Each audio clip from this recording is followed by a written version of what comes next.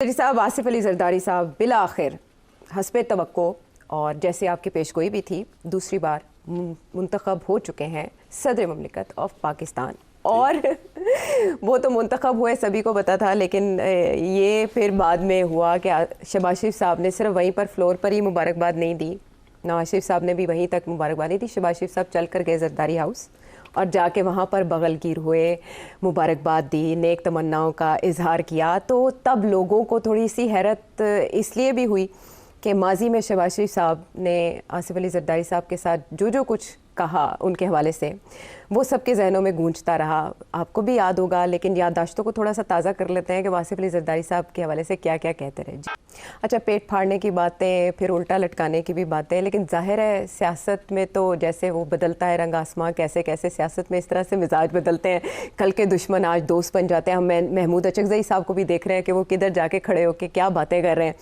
लेकिन सब इस वजह से भी थोड़े हैरत में हैं कि ये जो कॉम्बिनेशन है, ये जो जोड़ी है, ये ओवर द इयर्स जो पीपल्स पार्टी और नून लीग का लव हेट रिलेशनशिप है, अब ये आगे कैसे चलेगा, अच्छा या बुरा या कुछ दरमियाना? जी हाँ, बिल्कुल। मेरा ख्याल है अभी फैसल वाउडा साहब जो कि इस्टेब्लिशमेंट के स्पोक्समैन हैं, अनऑफिशियल अच्छा, मैं भी ये कहने लगी थी कहीं शेख रशीद साहब की तरह अनऑफिशियल। तो उनका ये कहना है, क्या कहना है आपको तो पता है। हाँ, मैं चाहूंगी कि उनकी जुबान से भी हम सुन लें कि क्या फरमा रहे हैं। जी, तो वहां से बात चलती है। जी अच्छा, ये धक्का देंगे। हाँ जी, धक्का देंगे, पहले थपकी देंगे फिर धक्का देंगे। ठीक, तो अब वाडा साहब ने तो बता दिया आपको कि क्या होगा। हमारा काम है आपको याद दिलाना कि क्या क्या होता रहा है और ये कैसे होगा आगे जाके और क्यों होगा, क्योंकि मैं इत्तेफाक करता हूँ वाडा साहब से। तो मैं अब उन्होंने जो बात रहने दी वो मैं आज कर दूंगा आपके सामने। अच्छा, बात ये है कि आपको याद होगा 2009 में क्या हुआ था। 2009 में पंजाब की हुकूमत नून लीग के पास थी और इस्लामाबाद में जरदारी साहब की हुकूमत थी, ऐसे ही है ना? जी जी, बीबी की शहादत के बाद फिर ये हुआ था। तो 2009 में सुप्रीम कोर्ट ने ये कहा कि शहबाज साहब और नवाज साहब, इनके ऊपर कन्विक्शंस थी जी। और जब ये सऊदी अरेबिया चले गए थे कन्विक्शंस केसेस मौजूद थे, डिस्क्वालीफाइड, और इनको डिस्क्वालीफाई किया हुआ था। तो इन्होंने अपना वो ख़त्म नहीं करवाया था और आके तो ये बैठ गए थे। तो उन्होंने कहा कि ये तो नहीं हो सकता। तो फिर शहबाज शरीफ साहब को पंजाब हुकूमत छोड़नी पड़ी और उस वक़्त जरदारी साहब ने सोचा कि मैं गवर्नर्स रूल लगा दूँ। 2 महीने के लिए इन्होंने गवर्नर्स रूल लगा दिया था जी। ये प्रेसिडेंट थे और इन्होंने सलमान तासीर जो कि उस वक्त गवर्नर थे जी जी। उनको इन्होंने कहा गवर्नर्स रूल लगा दिया और 2 महीने के लिए। तो पहला धक्का जो है जरदारी साहब ने नून लीग को 2009 में किया था।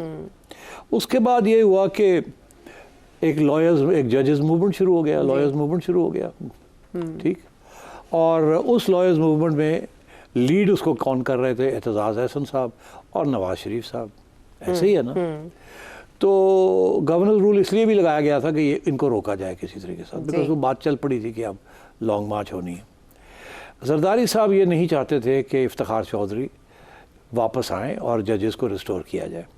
मुझे याद है कि 2 रिप्रेजेंटेशंस हुई, एक में नवाज शरीफ साहब को भी ले जाया गया मिलाने के लिए आसिफ जरदारी को, ये ऑपोजिशन में थे इधर। अच्छा। और इनको ले जाया गया और कहा गया कि जरदारी साहब को कहा गया कि इनको रिस्टोर करें आप। जरदारी साहब ने कोई कमिटमेंट नहीं दी। फिर एतजाज़ अहसन साहब ने बड़ी कोशिश की जरदारी साहब को मनाने की, तो उन्होंने कोई कमिटमेंट नहीं दी। वो सख्त अपोज थे। उन्हें एहसास था कि शायद ये अब जजेस इतने तगड़े हो गए तो हमारे पीपल्स पार्टी के पीछे ना आ जाए, क्योंकि ये एक प्रॉब्लम चल रहा था। फिर क्या हुआ कि नवाज शरीफ साहब को सिग्नल आया जनरल कियानी से और एतजाज़ अहसन साहब को सिग्नल आया जनरल कियानी से, जो आर्मी चीफ थे, कि आप चलें। तो ये चल पड़े। और मुझे याद है कि उस वक़्त मैं गवर्नर हाउस में था, सलमान तासीर के साथ चाय पी रहा था, तो एकदम खबर ये आई कि जी नवाज शरीफ साहब घर से बाहर आ गए और उन्होंने जलसा लॉन्च कर दिया। तो सलमान बहुत परेशान था कि यार ये तो होना नहीं था। अच्छा। ये तो आउट ऑफ द स्क्रिप्ट हो गया, ये क्या हुआ है? अच्छा, मुझे याद है। ओके। तो जाहिर है उस वक्त इशारा कहीं से आया था, तो फिर मियाँ साहब हाँ जाहिर है, कारवान लेके निकले। उससे पहले मियाँ साहब तैयार नहीं थे जब तक ग्रीन लाइट ना आती। तो कियानी साहब की तरफ से ग्रीन लाइट आई, ठीक है। और फिर ये लोग निकले और फिर आधे रास्ते जाके रुक गए जहाँ ये बात हुई, कॉल आई और उन्होंने कहा जी हम कोशिश करते हैं जरदारी साहब को मनाने की। फिर जनरल कियानी गए मिलने के लिए और उन्होंने जाके जरदारी साहब को कहा कि ये जो लॉन्ग मार्च है ये गड़बड़ हो जाएगी वगैरह वगैरह। तो उस वक्त यूसुफ रज़ा गिलानी प्राइम मिनिस्टर थे, तो उनके ज़रिए ये सारा कुछ हुआ, वो भी गए जरदारी साहब को मिलने। तो ये दूसरा धक्का था, जरदारी साहब ने जो नवाज शरीफ साहब को रोकने की कोशिश की, मगर उसके बावजूद क्योंकि जनरल कियानी खड़े हो गए इस तरफ, तो ये कामयाब हो गया। तीसरा था, नवाज शरीफ साहब प्राइम मिनिस्टर थे और बलूचिस्तान की गवर्नमेंट जो थी वो नवाज शरीफ साहब की एक कोalition गवर्नमेंट थी वहाँ, तो जरदारी साहब ने गवर्नमेंट उड़ा दी। हाँ, एफर्ट शुरू हो गई थी उस वक्त से, क्योंकि नवाज शरीफ साहब का डाउनफॉल वहीं से शुरू हुआ।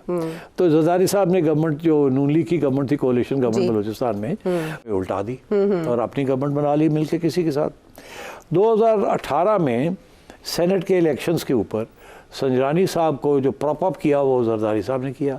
नवाज शरीफ साहब ने या नून लीग वालों ने तो ये ऑफ़र किया था कि रज़ा रब्बानी साहब जो पीपल्स पार्टी के हैं, हमें इत्तेफाक है आप उन्हें बना दें। जरदारी साहब ने कहा नो, उनको नहीं बनाना। उन्होंने इस्टेब्लिशमेंट की बात मानी और संजरानी साहब को उनके हाथ मजबूत किए। बिलावल भुट्टो फिर उन्हें मुबारकबाद देने पहुंचे। तो ये चौथा छुरा घोंपा गया। फिर 2022 में तो आपको याद ही है, हाल ही में 2 साल हुए हैं कि पीडीएम की हुकूमत छोड़ दी इन्होंने। जी पीडीएम बनी और फिर पहले यही इन्होंने बनाई। अच्छा, बिलावल भुट्टो जरदारी साहब ने इनिशिएट किया और फिर जब लेकिन खुद निकल गए। फिर निकल गए उस बीच में। और ये रह गए छनकने बजाते। और अब 2023 में लोगों को याद होना चाहिए कि नवाज शरीफ साहब ने लंदन में बैठ के फैसला किया था कि इमरान खान को जब आपने वोट ऑफ नो कॉन्फिडेंस के साथ निकाला है 22 में, तो उस वक्त फैसला ये हुआ था कि अब शहबाज शरीफ साहब महीना रहेंगे और उसमें नैब का कानून और ईवीएम्स ये ख़त्म करके और बिल्कुल छोड़ देंगे और नए इलेक्शंस कॉल कर लेंगे। ये फैसला हुआ था। और आखिरी वक्त पे एक दिन पहले जबकि शहबाज शरीफ साहब ने 19 मई को गवर्नमेंट ख़त्म करनी थी, असेंबली डिसॉल्व करनी थी और घर आ जाना था, तो उस वक्त ये बड़े पॉपुलर थे। अभी IMF प्रोग्राम चला नहीं था और नवाज शरीफ साहब को डर था कि अगर IMF प्रोग्राम हमें चलाना पड़ गया तो हम उड़ जाएंगे। तो इन्होंने ये फैसला किया कि जी अब हम हुकूमत छोड़ेंगे। शहबाज शरीफ साहब ने हाँ की, मगर लाहौर वापस आके इस्लामाबाद जरदारी साहब के साथ मशावरत की और मियाँ साहब को फ़ोन करके कहा कि जरदारी साहब कहते हैं नहीं, हमने नहीं छोड़नी, आप टिके रहें, कोई बात ही कोई नहीं, हम चला लेंगे। तो जरदारी साहब का सहारा लेके शहबाज शरीफ साहब ने नवाज शरीफ साहब को कहा कि हम टिके रहेंगे। वो जो टिके रहे हैं ना 16 महीने, यही हुआ ना, उन्हें टके नहीं छड़िया, टका नहीं रहा। और सारा का सारा फायदा किसको हुआ? जरदारी साहब उसकी वजह से नून लीग उड़ गई, उसकी वजह से नवाज शरीफ साहब उड़ गए, उसकी वजह से आज जरदारी साहब अपनी सीटें लेके और प्रेसिडेंसी में पहुंच गए। तो ये 6 तो इंसिडेंट्स सबको याद है। अब कैसे हो सकता है कि ये एस्टेब्लिशमेंट को भी ये नहीं पता जरदारी साहब का ट्रैक रिकॉर्ड क्या है?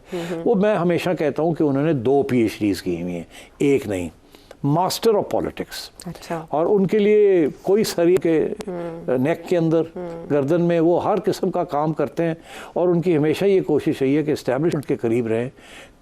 क्यों? क्योंकि उन्होंने 1 दफ़ा नहीं, 2 दफ़ा नहीं, 3 दफ़ा इस्टेब्लिशमेंट का गुस्सा भुगता है। सरदारी साहब ने इस्टेब्लिशमेंट के गुस्से की वजह से पता नहीं कितने साल जेल काटी है। उनकी एक हुकूमत 90 में इस्टेब्लिशमेंट ने गिराई, बेनज़ीर भुट्टो साहिबा की, एक उन्होंने 1996 में गिराई और फिर मोहतरमा की शहादत हुई। तो जरदारी साहब ने जब ये कहा था कि पाकिस्तान खपे, तो उस वक़्त उन्हें एहसास था इस बात का कि इस्टेब्लिशमेंट के ख़िलाफ़ नहीं जा सकते।